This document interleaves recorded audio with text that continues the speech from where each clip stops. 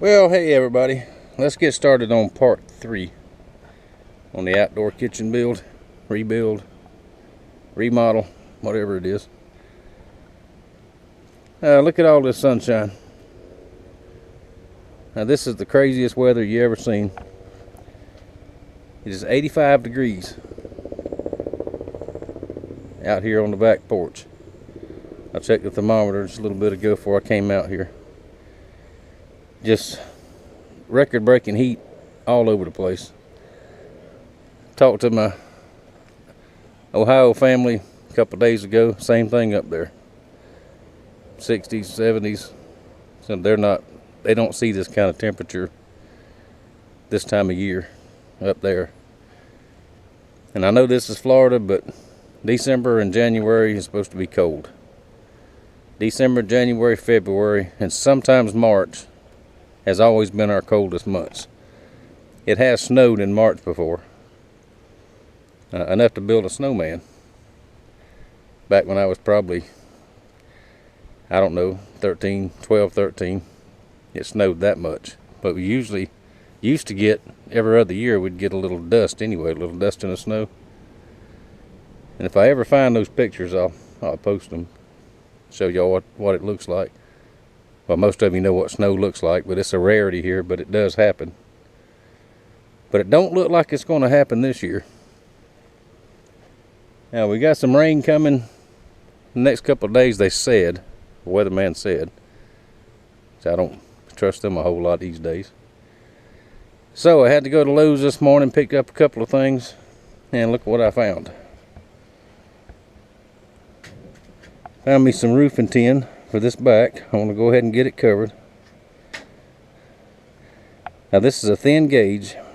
I wouldn't put this on a house or even the shop, but something like this, shelter like this, maybe a chicken house, that's going to work just fine. And while I was there, picked up some concrete blocks to finish out the Firebox. Went ahead and got me another bag of concrete mix because I got to pour a top for it. One bag might not be enough. And while I was out, local feed store, of course, got my propane for the month and a few seed I picked up, because believe it or not, under normal circumstances we can plant in about 3 weeks, 4 weeks. A lot of things we can go ahead and plant. But the way the long-term forecast goes, we might as well go ahead and plant now. Which there are some things that we do plant now, and I'm going to go ahead and plant. By cracky. And if it does come a freeze or frost and we lose it, we just have to replant. But after this video is over, after this series is over, then we'll get out there in the garden and get started on that. Now I got to do some work to my tiller. My Troy built. Got a good friend of mine that's already done his, put a new engine on his, so he knows how to do it, so he's going to come help me with that. But I still got to get the engine, so that'll be another week or two. Now back to this material here. I wanted to find some salvage, but I really want to get this covered before the rains do start. So it wasn't all that expensive. It's $9 a sheet, and I only needed 6 sheets, so it's not all that bad. Of course, to a tightwad like me, it's bad enough, but it'll last a long time, so we'll go ahead and use it. Now I'm going to put up a couple pieces, and then I'll show you what it looks like. I'm going to use these screws here. Have the rubber washer on them. Now these are stainless steel. They were left over from when I had the tin roof. Well, it's actually steel, it's not tin. Put on the house. See part of it up there. I hired my friend that was my best friend growing up. He's a roofer, that's what he does. I hired him to come do it. And did a real good job. And what I had left over on screws, he just left. And we used a bunch of them on the shop. Remember when we did the shop roof? And that stuff out there is so big and heavy, I had to get some 3-inch screws. These here. So in some spots I can use these even though they're all long. Now these, not the stainless, I don't know how much the stainless are. But these regular screws with the washer, 10 screws, pardon me, are $16 a pound. So we're going to make the best out of every one of these. This bag here says 250 in there. It probably weighs 3 pounds. When it was full. And that bag right there cost me $45. Back when I did the shop. So, you know, what can you do? You got to pay what they say, I guess, if you want what you want. Alright, enough gabbing. Let me get a few pieces of this up here and I'll show you what it looks like. Alright, we're down to the last piece. And I have to go along the edges and screw everything down a little bit more. That looks pretty, don't it? That should do it. I'll get that last piece on. And that'll probably be it for today. And I'll work on the firebox some tomorrow. Maybe today, who knows. Now I ran out of the shorter screws like these. I had to use some of them 3-inch ones. But what I'll do when I get power out here, or run a cord out here, and that'll be a whole different video. I'll just bring out my side grinder and nip these off, so when I walk under there I won't poke my head. Alright, let's take one more look at it from up top. And the roof is done. There we go.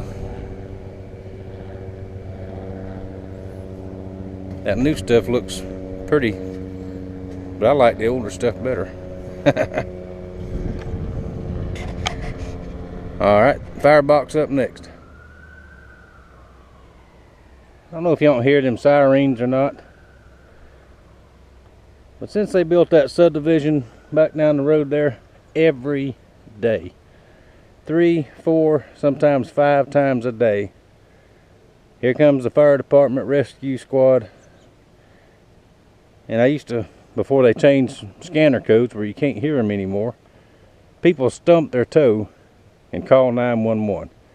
Brings out the whole fire department. Now, I won't even talk about subdivisions. But they really stuck it to us putting that one back there. Because, of course, taxes are going to go up.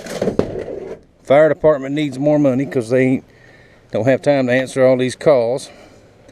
I got a headache. I stumped my toe. Yada, yada, yada. Good night. Anyway, never mind. Let's build a firebox. Alright, before I get good and mad, we're going to call it a day. There's the firebox. Now it's pretty late in the day. It'll be dark here in another 30-45 minutes. So I'm not going to mix any mortar today. We'll do that tomorrow or the next day. This last bunch that moved in over there, these kids have got themselves some mini bikes with no mufflers. Aggravate me to you know what. But I guess it could be worse. I could live in town, which this is turning into town. I know, wah, wah, wah. Shut up, Rick. I know. Anyway, firebox.